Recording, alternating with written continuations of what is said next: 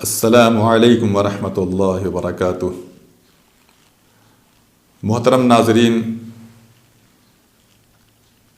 آج میں آپ حضرات کو یہ بتانے جا رہا ہوں کہ حضور صلی اللہ علیہ وسلم پر وحی کس طرح سے آتی تھی۔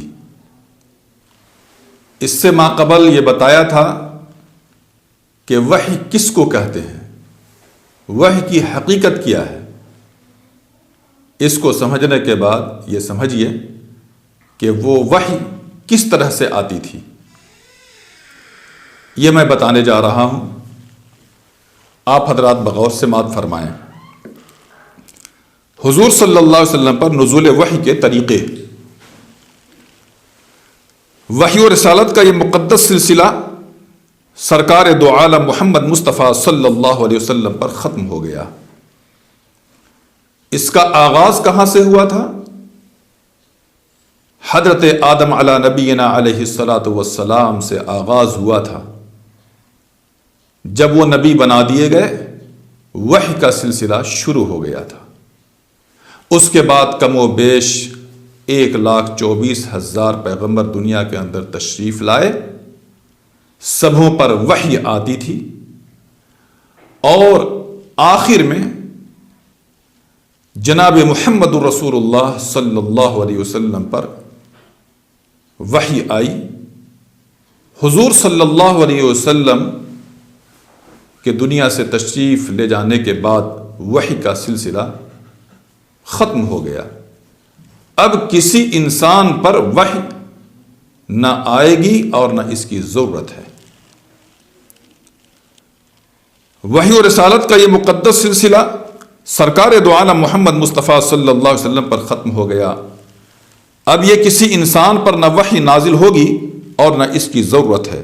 حضرت صلی اللہ علیہ وسلم پر مختلف طریقوں سے وحی نازل ہوتی تھی، کوئی ایک طریقہ نہ تھا، بلکہ مختلف طریقے تھے کہ وحی آتی تھی۔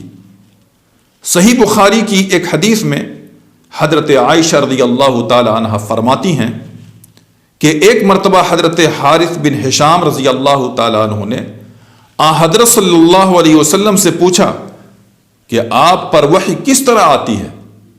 یہ سوال کیا انہوں نے، آپ صلی اللہ علیہ وسلم سے سوال کیا۔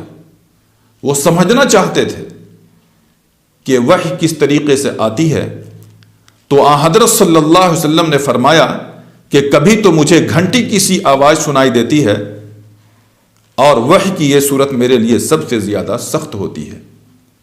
آپ صلی اللہ علیہ وسلم نے جواب مرحمت فرمایا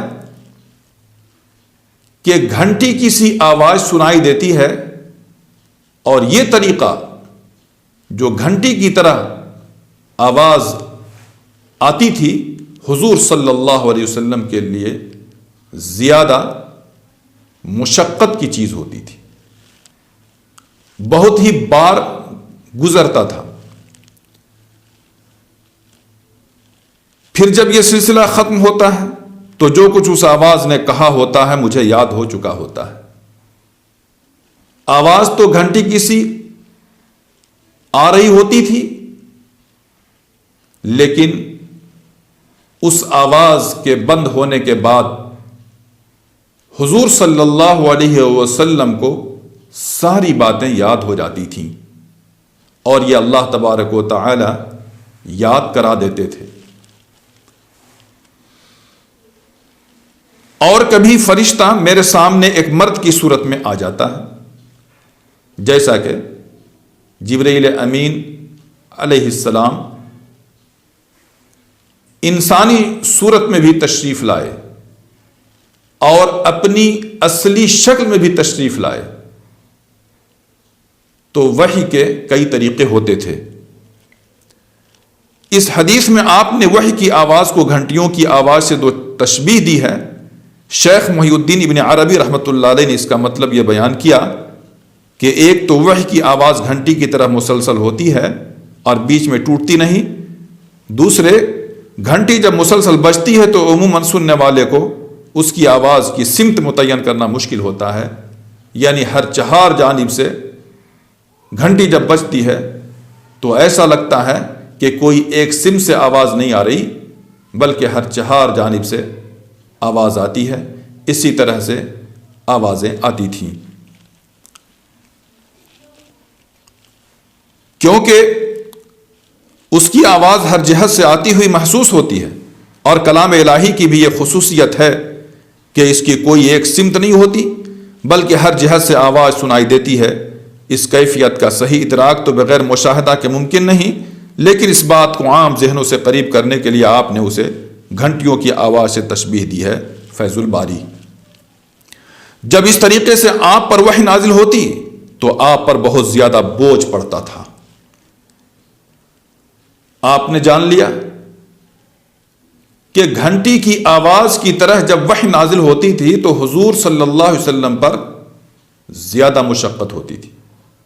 حضور صلی اللہ علیہ وسلم بہت ہی زیادہ تکلیف محسوس فرماتے تھے۔ وحی کی یہ صورت بہت ہی دشوار گزار تھی۔ جب اس طریقے سے آپ پر وحی نازل ہوتی تو آپ پر بہت زیادہ بوجھ پڑتا تھا۔ حضرت عائشہ رضی اللہ تعالیٰ عنہ اسی حدیث کے آخر میں فرماتی ہیں کہ میں نے سخت جاڑوں کے دن میں آپ پر وحی نازل ہوتے ہوئے دیکھی ہے۔ ایسی سردی میں بھی جب وحی کا سلسلہ ختم ہوتا تو آپ صلی اللہ علیہ وسلم کی مبارک پیشانی پسینہ سے شرابور ہو چکی ہوتی تھی۔ ایک اور روایت میں حضرت عائشہ رضی اللہ عنہ فرماتی ہیں کہ جب آپ پر وحی نازل ہوتی تو آپ کا سانس رکنے لگتا، چہرہ انور متغیر ہو کر کھجور کی شاخ کی طرح زرد پڑ جاتا، سامنے کے دانت سردی سے کپ کپانے لگتے اور آپ کو اتنا پسینہ آتا کہ اس کے قطرے موتیوں کی طرح ڈھلنے لگتے تھے۔ الاتقان، وحی کی اس کیفیت میں بعض اوقات اتنی شدت پیدا ہو جاتی کہ آپ جس جانور پر اس وقت سوار ہوتے وہ آپ کے بوجھ سے دب کر بیٹھ جاتا۔ ظاہر ہے کہ اللہ کے کلام میں ایسی ہی طاقت ہے، پاور ہے، اسی لیے فرمایا گیا کہ اگر اس قرآن کو پہاڑ پر نازل کر دیتے تو پہاڑ بھی بوجھ کی وجہ سے چکنا چور ہو جاتا۔ لو انزلنا هذا القرآن على جبل لرأيته خاشعا متصدعا من خشية اللہ۔ حضور پر جب وحی نازل ہوتی تھی اگر سوار ہوتے سواری بیٹھ جاتی، اتنی شدت ہوتی تھی، اتنا بوجھ پڑتا تھا۔ تو آپ جس جانور پر اس وقت سوار ہوتے وہ آپ کے بوجھ سے دب کر بیٹھ جاتا۔ اور ایک مرتبہ آپ نے اپنا سر اقدس حضرت زید بن ثابت رضی اللہ تعالیٰ عنہ کے زانو پر رکھا ہوا تھا کہ اسی حالت میں وحی نازل ہونی شروع ہو گئی۔